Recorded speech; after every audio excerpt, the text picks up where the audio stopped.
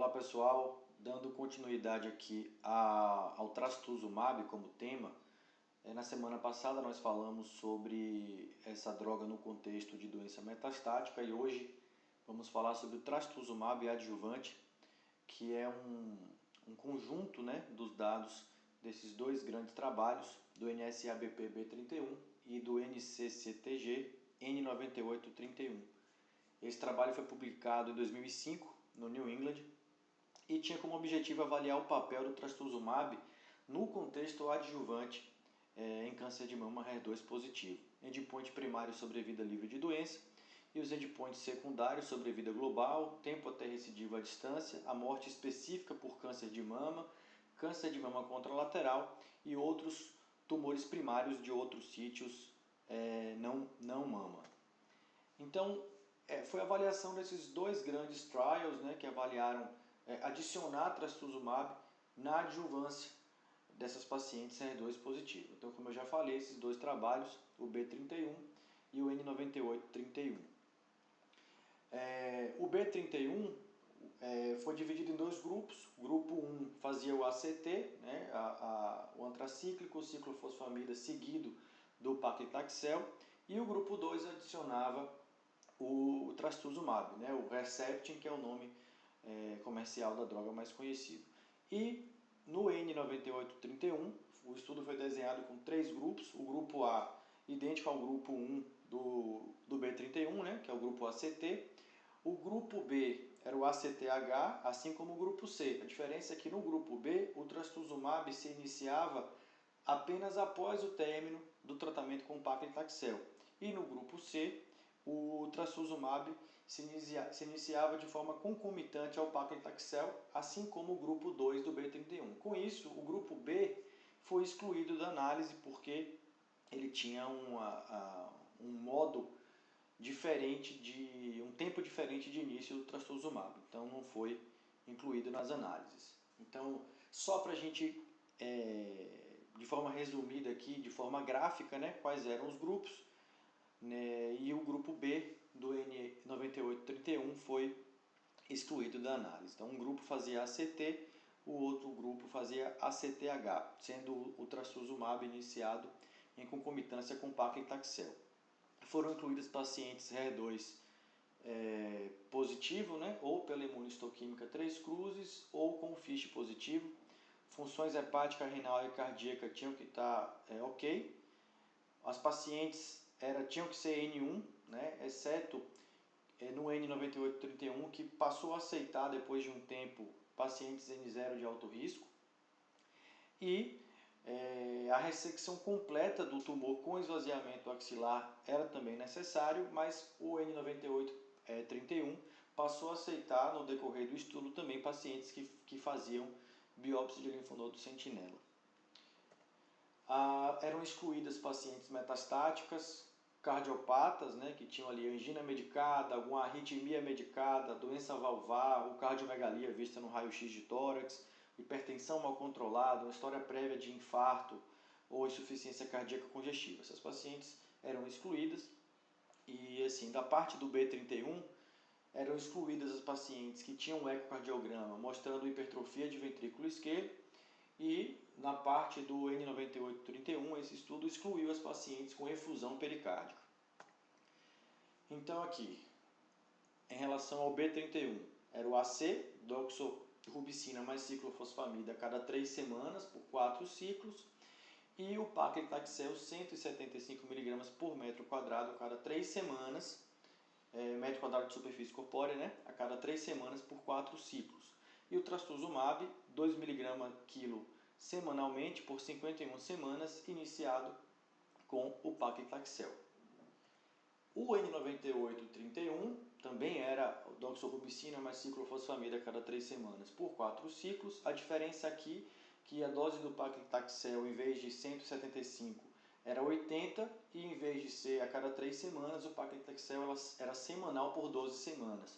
O trastuzumab também era 2 mg quilo, semanalmente por 51 semanas, e era iniciado com o paclitaxel, no caso o grupo C, e lembrando que tinha uma parte do estudo que iniciava após o paclitaxel, que foi excluído dessa análise aqui que foi uma análise conjunta dos dois trabalhos. Então, todos os pacientes que eram submetidos à cirurgia conservadora faziam a radioterapia adjuvante, o boost era opcional. Em relação à radioterapia de drenagens linfáticas, lembrando que a enorme maioria dos pacientes aqui eram axila positiva. Era opcional no NSABP B31 e era requerido no N9831 se 4 ou mais linfonodos estivessem comprometidos no esvaziamento axilar. Hormonioterapia com tamoxifeno, 20 mg dia por 5 anos.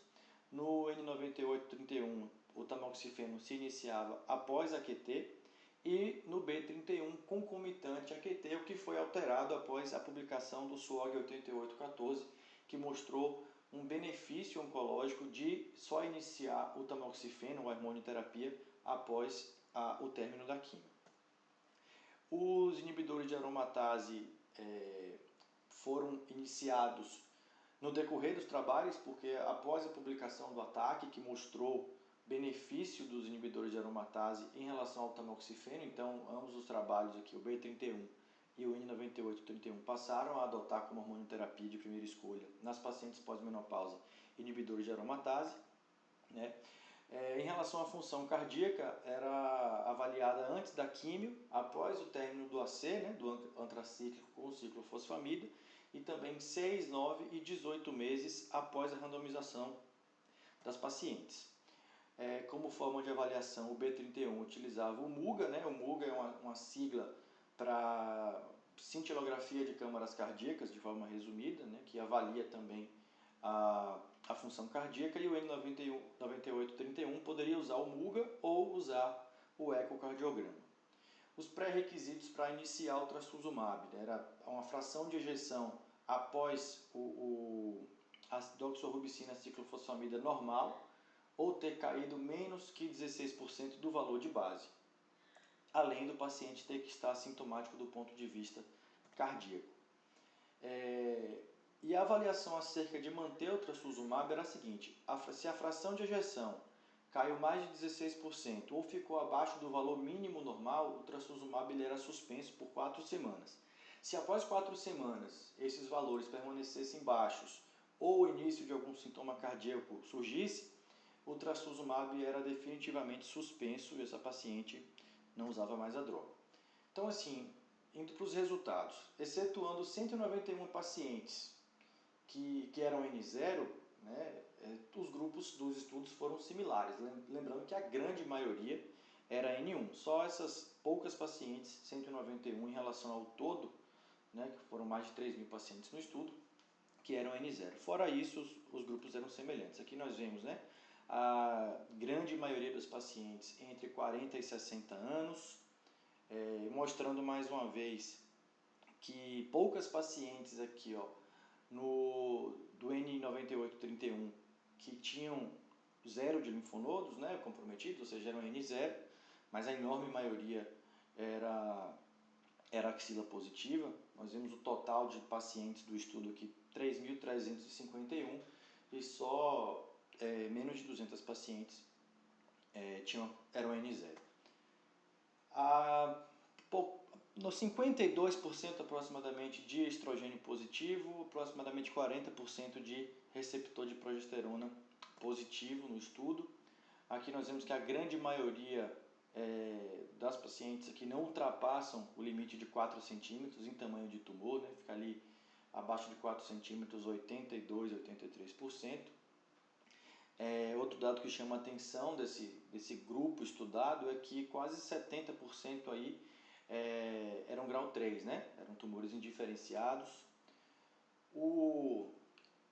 Em relação à elegibilidade do trastuzumab, 6,7 pacientes depois do AC, da doxorubicina, junto com a ciclofosfamida, não iniciou o trastuzumab. Por quê? Ou reduziram a fração de ejeção pelo menos 16% do nível pré-químio, ou reduziram a fração de ejeção para um nível abaixo do mínimo normal, ou evoluíram com sintomas cardíacos. Então, 6,7% que estavam randomizadas para fazer o trastuzumab não fizeram. E desses quase 1.160 pacientes com uma fração de ejeção adequada após o AC e que iniciaram o trastuzumab e completaram a terapia com trastuzumab, pouco mais de 30% descontinuaram, certo? Antes das 52 semanas, então assim, eles finalizaram a terapia, mas houve um período de descontinuação em 30%, né? Na maioria das vezes ou por redução da fração de ejeção, né, com o uso do trastuzumab, ou por início de sintomas cardíacos. O follow-up médio foi de 2 anos, né, o B31 2,4 anos, N98 31 por 1 ano e meio. O hazard ratio para o primeiro evento oncológico no grupo de trastuzumab, em relação com o controle, foi 0,48, né, com P significativo, então o benefício é de 52%. Sobrevida livre de doença em 3 anos, 87% versus 75% para o trastuzumab. E 4 anos o benefício é maior ainda, né? 85,3% versus 67,1% para os pacientes que usaram trastuzumab. Aqui nós vemos esses números em gráfico, né? Uma vantagem aí com P significativo, né? 85,3% versus 67,1%. Sobrevida global, trastuzumab teve vantagem, né? 94,3 a 91,7 em 3 anos e 91,4 versus 86,6 em 4 anos. A gente vê também em gráfico que o P foi significativo em relação à sobrevida global com o uso do trastuzumab nessas pacientes. 62 mortes no grupo de trastuzumab, 92 mortes no grupo controle, um P significativo também, né? O hazard ratio de 0,67. Metástases à distância no grupo trastuzumab 96, no grupo controle 193, né? Nós vemos aí um hazard ratio de 0,47, com P significativo também, então o trastuzumab reduziu metástases à distância. Sobrevida livre de metástases à distância em 3 anos, 90,4% para o trastuzumab, o controle 81,5%, quando a gente vai para 4 anos a diferença fica maior ainda, trastuzumab 89,7% versus 73,7% no grupo controle. A gente vê isso aqui em gráfico, P significativo, que o trastuzumab melhorou bastante a sobrevida livre de recorrência à distância. Resumindo aqui, né, os endpoints do estudo, trastuzumab benefício em praticamente todos, só não mostrou benefício no câncer de mama contralateral, talvez pelo número pequeno aqui de eventos, né, não conseguiu comprovar um benefício. Aqui esse slide é para comprovar que o benefício, apesar de a gente estar falando aqui dos números juntos, quando a gente separa os artigos também é evidente o benefício do trastuzumab, né, sobrevida livre de doença, pacientes sem evento oncológico. Se a gente excluir aquelas pacientes inelegíveis, ou seja, que acabaram sendo HER2 negativo na revisão central ou tiveram a disfunção cardíaca após o AC, né, mas que por uma questão de intention to treat, né, pela análise por intenção de tratamento, acabaram ficando no grupo do trastuzumab, o benefício é maior ainda, né? Em sobrevida livre de doença, 55% de benefício e em sobrevida global, 39%. Em relação aos efeitos adversos, como a gente já viu no artigo de pacientes metastáticas, o trastuzumab aumenta, né? Aqui a gente vê insuficiência cardíaca classe funcional 3 ou 4, no B31 4,1 a 0,8%, o trastuzumab teve mais eventos, e no N98 31 2,9% versus 0% nos pacientes que não fizeram trastuzumab. Então, para a gente finalizar, acabou ficando um pouquinho mais longo do que o de costume por conta de ter 2 trabalhos, mas assim, redução de recidiva em aproximadamente 50% para quem usou trastuzumab, nesse grupo, né, HER2 e axila positiva, basicamente a grande maioria do estudo. Então, redução de recidiva em aproximadamente 50%, redução de mortalidade em aproximadamente 33%, né, benefício em sobrevida global, inclusive. O benefício é similar, sendo hormônio positivo ou negativo. Aqui, mais uma vez, eu lembro que a gente se refere a um grupo grande de pacientes axila positiva, certo? E insuficiência cardíaca adicionando trastuzumab, né, numa análise após 3 anos, em pontos percentuais aumentou aproximadamente 3%. Então, com isso, a gente fecha aqui a nossa análise do trastuzumab adjuvante e na semana que vem devemos falar sobre o trastuzumab na neoadjuvância. Obrigado pela paciência, desculpa por ter ficado um pouquinho mais longo Até a próxima semana.